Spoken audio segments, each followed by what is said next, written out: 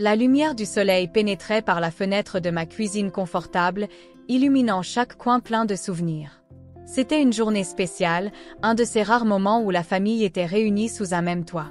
L'odeur du poulet rôti aux épices emplissait l'air, mêlée à l'arôme du riz et des haricots qu'il mettait toujours un point d'honneur à préparer. Chaque plat avait son histoire, sa mémoire emmagasinée dans chaque assaisonnement utilisé. En remuant la poêle, je n'ai pas pu m'empêcher de me souvenir des après-midi où ma mère cuisinait pour moi et mes frères, nous enseignant l'importance de chaque ingrédient. « Antoinette, tu ne changes jamais, n'est-ce pas ?» dit ma fille Sophie en entrant dans la cuisine. « Toujours préparer cette délicieuse gâterie. » « C'est une tradition, ma chérie.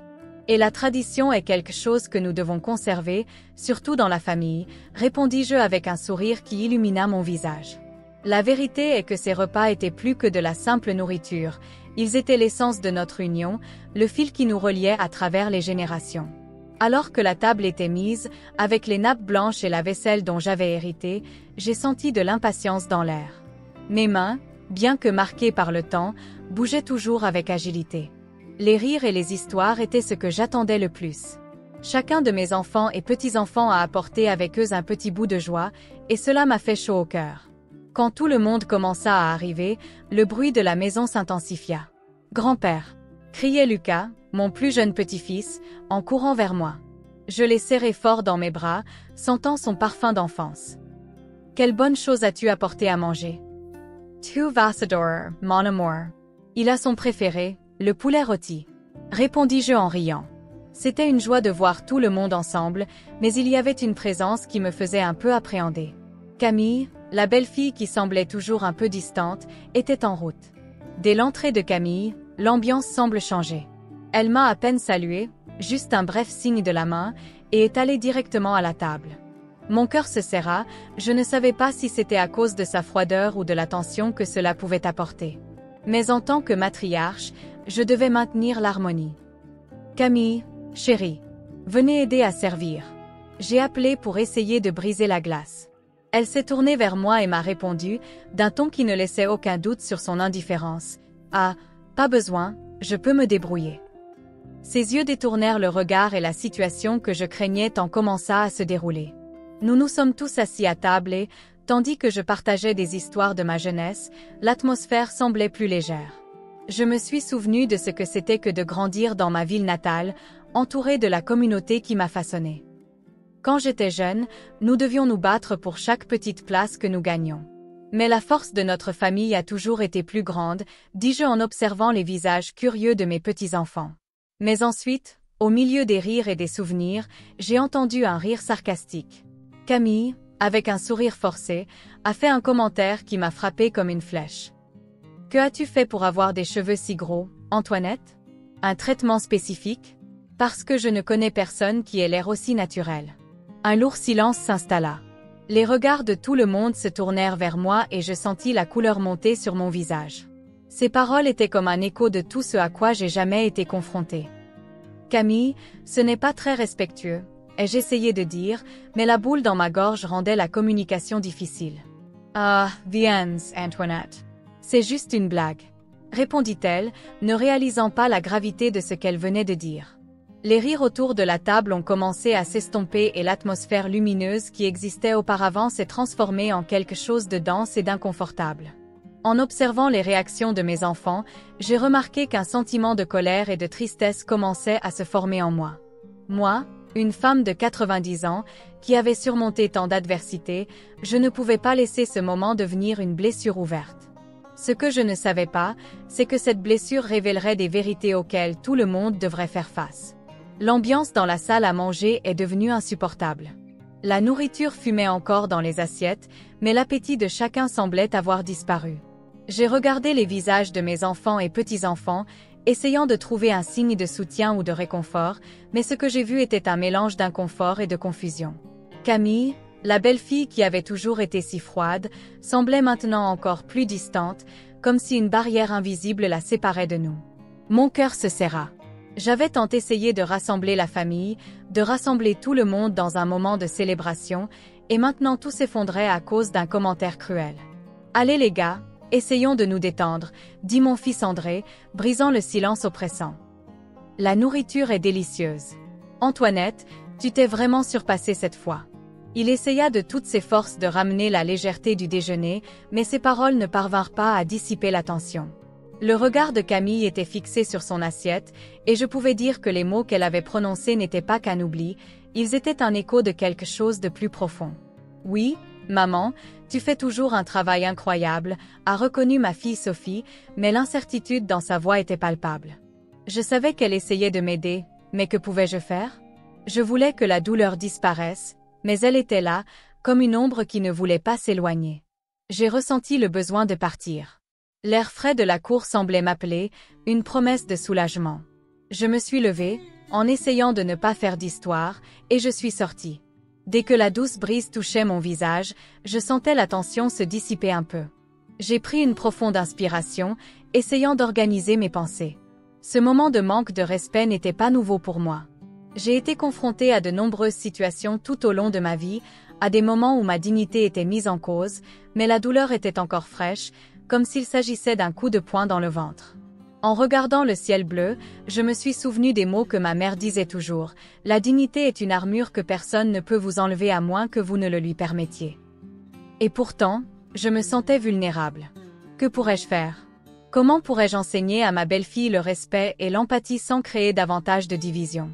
Les enfants étaient occupés à essayer de désamorcer la situation à la maison, mais je savais que la conversation n'était pas encore terminée.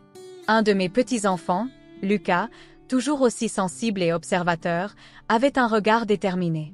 Il n'était pas du genre à laisser les choses passer inaperçues. « Pourquoi ne lui dis-tu pas la vérité, grand-mère » demanda-t-il en s'approchant. « Vous ne méritez pas d'être traité comme ça. Nous savons tous à quel point vous vous êtes battu pour le respect. Lucas, chéri, je ne veux pas que tu aies des ennuis. C'est entre adultes, répondis-je en essayant de cacher la douleur que je ressentais. Mais il n'était pas prêt à reculer. Mais grand-mère, comment as-tu pu laisser ça partir? C'est injuste. Il avait raison, mais je ne voulais pas être la cause de davantage de conflits. Camille doit comprendre que ce qu'elle a dit était faux. À ce moment-là, mon fils André est apparu à la porte, interrompant notre conversation. Lucas, ce n'est pas le moment pour ça. Ne créons plus de problèmes devant grand-mère. La frustration de Lucas était évidente. Mais papa, il faut que quelqu'un parle. Ce n'est pas qu'un commentaire, c'est du racisme. Nous devons être honnêtes à ce sujet. André me regardait et je voyais l'inquiétude dans ses yeux. Il voulait protéger sa famille, mais ce qui se passait chez lui ne pouvait être ignoré. À l'intérieur, je savais que le moment d'affronter Camille approchait, mais comment pourrais-je le faire sans perdre le respect que j'avais toujours apprécié? J'avais besoin de courage, mais les mots que je voulais dire restaient coincés dans ma gorge. Le soleil brillait et en regardant les fleurs de mon jardin, j'ai réalisé que, comme elle, j'avais besoin de m'épanouir, même face à la tempête. Alors que j'étais assis sur le banc en bois dans le jardin, la chaleur du soleil caressait ma peau, mais le poids de l'humiliation me hantait toujours. C'était comme si l'air était plus épais, rempli de non-dits, de tensions qui flottaient entre nous comme un brouillard. Les rires qui remplissaient autrefois la pièce semblaient désormais comme un écho lointain, un souvenir d'un passé que je voulais revivre mais qui me semblait désormais hors de portée. Mes souvenirs ont commencé à danser devant mes yeux, comme les ombres d'une époque que je n'oublierai jamais. Je me souviens de la première fois où j'ai été confrontée au racisme, à l'âge de 10 ans, lorsqu'un camarade de classe s'est moqué de moi à cause de la couleur de ma peau. Ce qui faisait le plus mal n'était pas l'offense, mais le sentiment d'impuissance, d'être considérée comme inférieure. « Tu es différent », avait-elle dit avec dédain. « Différent n'est pas mieux. » Et moi, petite et pleine de rêves, je savais déjà qu'être différent signifiait affronter des batailles que beaucoup ne connaîtraient jamais. « Antoinette, au revoir ?» La voix de Sophie m'a ramenée au présent. Elle s'approcha, les yeux pleins d'inquiétude. « Tu sais que tu ne devrais pas te soucier de ce que Camille a dit, n'est-ce pas? » « Ah, ma chérie, répondis-je, essayant de cacher la tristesse dans ma voix. Il ne s'agit pas seulement de ce qui a été dit. C'est un écho à de nombreuses situations que j'ai vécues. Parfois, j'ai l'impression que tout ce que j'ai accompli et que je me suis efforcée d'être est ignoré à cause de mon apparence. Sophie s'assit à côté de moi, sa présence réconfortante. « Mais tu es si forte, grand-mère. Nous le savons tous. Vous nous avez toujours appris à être résilients. La résilience est un beau mot, mais elle a un prix. J'ai appris à être forte à cause de chaque blessure, de chaque regard de mépris. Et quand je vois quelqu'un dans ma propre famille répéter ces schémas, c'est comme si un morceau de moi se brisait à nouveau. Pendant qu'il parlait, les souvenirs continuaient à affluer. Je me suis souvenue de ma mère, une femme digne et aimante, qui me disait toujours « Tu es belle, ma fille. Le monde ne le voit peut-être pas, mais vous devez le voir. » Chacun de ces mots était un bouclier contre les paroles cruelles des étrangers, mais cet après-midi-là, le bouclier semblait fragile. Camille, quant à elle, était dans la pièce, agitée. Il la voyait à travers la fenêtre, agitant ses mains, comme pour se justifier, mais que pouvait-elle dire? « Désolée, Antoinette, je ne voulais pas offenser. » Cela n'effacerait pas la douleur que cela causait. Et si elle pensait qu'elle pouvait simplement s'excuser et que tout irait bien, elle se tromperait lourdement. Pensez-vous qu'elle réalise l'impact qu'elle a eu? Ai-je demandé à Sophie, ma voix à peine au-dessus d'un murmure. Je ne sais pas, grand-mère. Parfois, les gens ne comprennent pas à quel point leurs paroles peuvent être blessantes. Et le pire, continuai-je, c'est que souvent, ils ne se rendent même pas compte qu'ils répètent un cycle de douleur. Ce à quoi j'ai été confrontée, ce à quoi de nombreux Noirs sont encore confrontés, n'est pas seulement une question de mots, mais aussi un système qui marginalise. Sophie hocha la tête et ses yeux pétillèrent d'une compréhension que j'espérais que tous les membres de la famille avaient. « Il faut qu'on en parle, grand-mère. Vous avez une voix puissante et votre histoire compte. » J'ai cru ces paroles, mais l'idée de confronter Camille m'a fait hésiter. Mais est-ce que ça vaut le coup? Et si elle ne comprend pas et que cela ne fait que créer davantage de division? Parfois, grand-mère, il faut prendre des risques. Si nous ne parlons pas, qui le fera? Vous nous avez toujours appris à nous battre pour ce qui est juste. En réfléchissant à cela, j'ai levé les yeux vers le ciel bleu, réalisant que la vie, comme le temps, peut changer rapidement. Et peut-être que si j'avais le courage de parler, l'atmosphère tendue pourrait se transformer. Peut-être avez-vous raison, ma chère. Il est peut-être temps pour moi d'utiliser à nouveau ma voix. Le poids était toujours là, mais une graine de courage commençait à germer en moi. Je savais que j'avais une histoire à raconter, une histoire qui devait être entendue. Et avec cela, un faible espoir a commencé à jaillir dans mon cœur. La partie de cartes commença avec une animation timide, mais bientôt les voix commencèrent à s'élever, mêlant rire et provocation. La table, autrefois pleine d'histoires et de souvenirs, vibre désormais de compétition. J'ai regardé, le cœur lourd, Camille, de son regard supérieur, lancer des commentaires qui coupaient l'air comme des couteaux tranchants. « Ah, Antoinette, toi et tes vieilles traditions. As-tu déjà pensé à les moderniser un peu? » Sa phrase résonna dans la pièce, générant un silence gênant. Sophie essaya d'apaiser la situation. « Allez Camille, ce n'est pas nécessaire. On est là pour s'amuser. » Mais Camille s'est contentée de lever les yeux au ciel, comme si l'opinion de Sophie n'avait pas d'importance. La tension était palpable et je me sentais de plus en plus petite, comme si l'air était aspiré hors de la pièce. Pendant que les autres se concentraient sur les cartes, je me perdais dans mes pensées. Je me souviens de tant de fois où j'avais été confrontée à des commentaires similaires tout au long de ma vie. Le poids d'un racisme subtil mais constant m'accompagne depuis des décennies. J'avais déjà fait face à cela auparavant, mais maintenant, au milieu de ma propre famille, c'était presque insupportable. Ce qui m'a le plus blessée, c'est le manque de respect, non seulement de la part de Camille, mais de la part de tous ceux qui semblaient ignorer ce qui se passait. C'est alors que j'entendis Lucas, mon petit-fils aîné, murmurer à sa sœur. « As-tu vu comment grand-mère s'est révélée? Elle est si forte, mais elle ne devrait pas avoir à supporter ça. » Ces paroles ont allumé un feu en moi. J'étais fort et il ne permettait pas que la froideur de Camille me laisse silencieux. Le courage que j'avais cultivé tout au long de ma vie était sur le point de s'épanouir. Je me levai, la chaise craquant sous le poids de mon corps, et tous les regards se tournèrent vers moi. Mon cœur battait vite, mais je savais que j'avais besoin de parler. « Camille, ai-je commencé, ma voix ferme mais pas dénuée d'émotion. Nous devons parler. Ce que vous avez dit n'était pas qu'une blague. C'était insultant. Et je ne permettrai pas que cela continue. » Elle se tourna vers moi, surprise mais en même temps dédaigneuse. « Ah, Antoinette, tu exagères. C'était juste une blague. » Son regard était un défi, mais je n'allais pas reculer.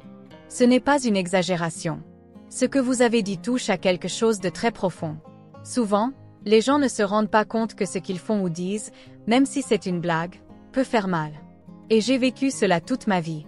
Je ne suis pas là pour être la cible de vos blagues. L'atmosphère était tendue et les petits-enfants nous regardaient tour à tour, ne sachant s'ils devaient intervenir ou garder le silence. Ce que je craignais, c'était que Camille ne comprenne pas l'impact de ses paroles, mais le courage qui était en moi ne me laisserait pas tomber maintenant. Quand j'étais jeune, ai-je poursuivi, j'étais la cible de commentaires bien pires. Je me souviens d'avoir été insultée, traitée de moins que. Chaque mot dur que quelqu'un m'a lancé a laissé des cicatrices. Et maintenant, ici, dans notre propre chez vous, vous répétez cela. Ce n'est pas acceptable. Camille parut hésiter, ses traits s'adoucirent un bref instant. Mais bientôt la défensive revint et elle croisa les bras. Je ne dis pas que vous n'avez pas de difficultés, mais il n'est pas nécessaire d'en faire toute une histoire. La frustration grandissait en moi. Ce n'est pas un gros problème, Camille. C'est une réalité. Et tu as le choix de faire partie de la solution ou du problème. Pensez à l'impact de vos paroles sur ceux qui vous entourent. C'est à ce moment-là que j'ai remarqué l'expression des visages de mes enfants et petits-enfants. Il y avait un mélange d'inquiétude et de soutien dans leurs expressions. Je n'étais pas seule. La force de ma famille était là, même en silence. Alors que Camille essayait de se défendre, j'ai réalisé que la conversation avait changé. Ce qui a commencé comme une réunion de famille pleine de rire s'est maintenant transformé en un espace de réflexion. Certains petits-enfants ont commencé à chuchoter entre eux et j'ai senti le message pénétrer. « Grand-mère, dit Lucas en se levant enfin. Tu ne mérites pas ça. Personne ne le mérite. » Je l'ai remercié mentalement, sentant que ce moment pourrait être un tournant. Je devais continuer, mais la tension était toujours dans l'air et je savais que le chemin à parcourir serait difficile. Malgré tout, j'étais déterminée à affirmer ma dignité et celle de ma famille. J'ai senti des papillons dans mon ventre en me levant, tous les yeux se tournant vers moi. La tension dans la salle était palpable.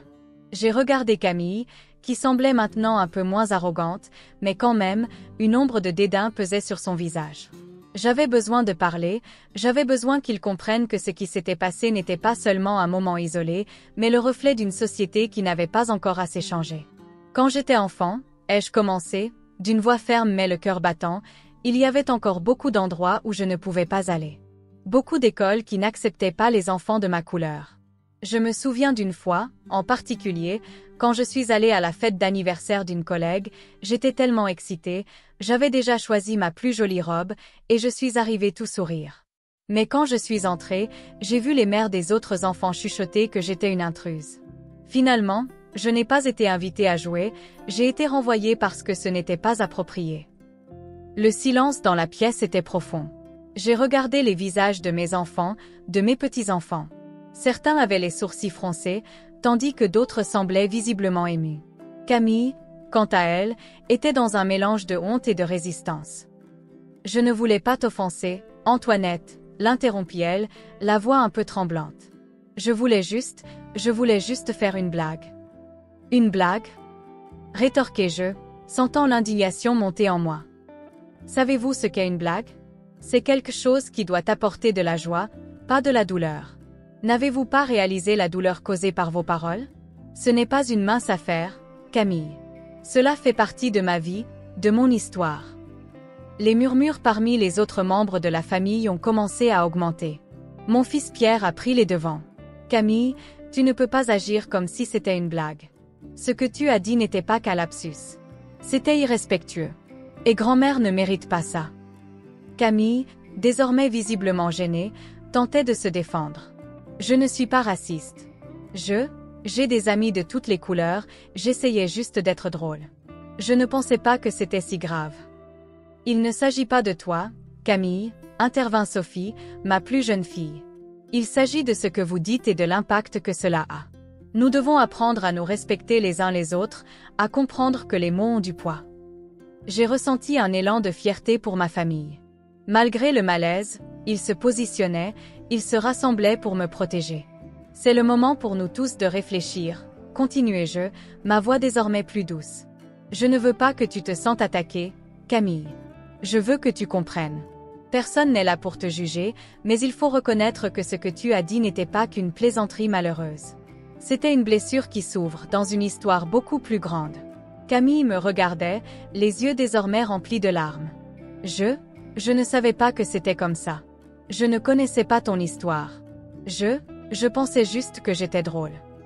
C'est ce que nous devons faire, Camille, répondis-je, ressentant le besoin de proposer une voie à suivre. Nous devons partager nos histoires. Nous devons nous écouter les uns les autres. À partir de là, nous pouvons commencer à guérir. Parce que la guérison ne vient pas de l'ignorance, mais de la compréhension. L'atmosphère dans la pièce a commencé à changer. La tension, bien que toujours présente, se mêlait désormais à un sentiment d'ouverture. Les petits-enfants, qui s'étaient tus auparavant, ont commencé à nous regarder, comme s'ils absorbaient chaque mot. « Grand-mère, dit Lucas, la voix ferme, je veux en savoir plus sur ta vie. Je veux comprendre ce que tu as vécu. » « Oui, nous le faisons tous, a ajouté Sophie avec un sourire encourageant. « Écoutons, apprenons ensemble. » Le dialogue était en train de devenir un pont et, à ce moment-là, j'ai réalisé que la rencontre, qui avait commencé par un conflit, pouvait devenir une opportunité de croissance. Et surtout un moment de convivialité. Le respect que j'ai toujours voulu pourrait enfin se manifester dans notre famille. Alors que la tension dans la pièce commençait lentement à se dissiper, j'ai senti mon cœur s'accélérer. Le courage qui s'était réveillé en moi avait besoin d'être nourri par des actions, pas seulement par des mots.